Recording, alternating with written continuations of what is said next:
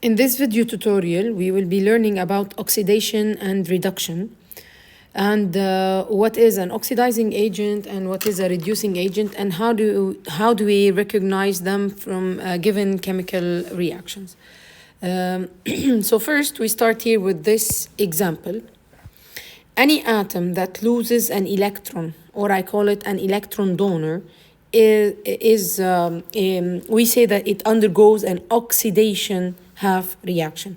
And the species that accepts the electron, we say that it undergoes a reduction reaction, because the norm and what we know in general, an oxidation half reaction is the loss of electrons, and the reduction is the gain of electrons, and it could be 1, 2, 3 or more electrons transferred between oxidation and reduction.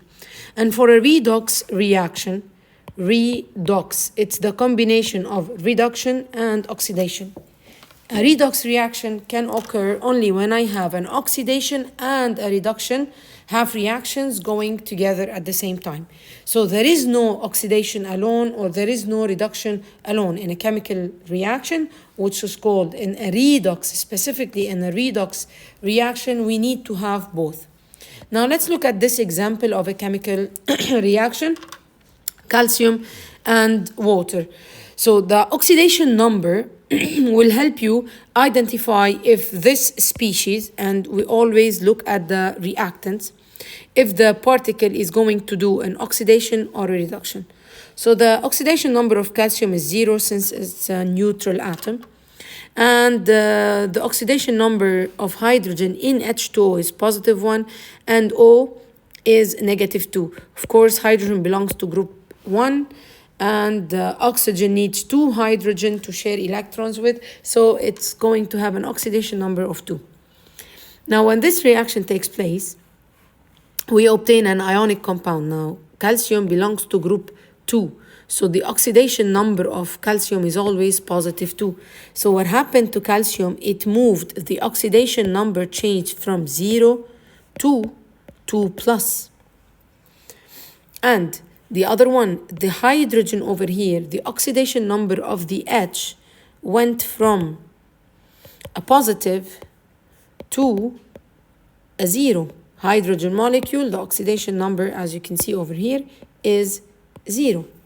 So let's think about it over here. What made calcium go from 0 to +2? It means that calcium lost 2 electrons. I can say -2 electrons here. Therefore, the number of protons became more, and that's why we saw the positive charge appearing. Or I can simply say, if I add 2 more minuses over here, the minuses and the pluses are going to make it eventually back to 0. So this means that Ca0 turns to Ca2 plus and gives you 2 electrons. So it lost 2 electrons. Now for the hydrogen, here I have 2 atoms of hydrogen, so I'm going to write here 2. So I have H plus twice, okay?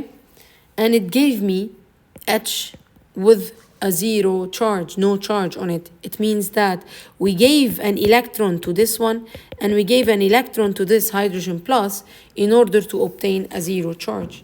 So at the end, we say that hydrogen plus, or the H in the molecule of H2O, accepted electrons, so it undergoes a reduction reaction.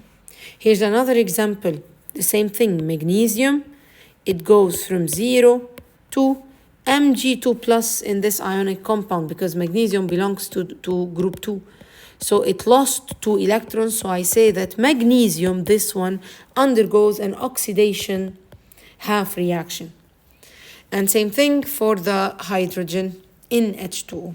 Here's another example, copper being a neutral atom, and it turns into a +2 ion in the ionic compound copper nitrate. So copper lost 2 electrons. When we write the 2 electrons to the right, it means that this reaction of copper gave me 2 substances, the ion and gave me 2 electrons, meaning that copper lost 2 electrons. Similarly, if I want to look at silver in the silver nitrate ionic compound, the silver ion, we gave it an electron to give us back the silver metal. So this is a reduction half reaction, and this one is an oxidation half reaction. Now here's again another example. You can look at the charge and compare them, actually at the oxidation number and compare them. We are moving from Cr plus to Cr3 plus. How can a Cr plus turns to 3 plus? By losing 2 electrons. Because if you add the 2 plus and the 2 minuses, you're going to end up with 1 plus that you see over here. So it means that this chromium plus 1, chromium 1, lost 2 electrons. So this is an oxidation half reaction. On the other hand, tin 4 or SN4 plus turned to 2 plus. How did the 4 plus turn to 2 plus? It's because it gained 2 electrons. What was lost here was gained over here. So this is a gain of electron, and it's a reduction half reaction.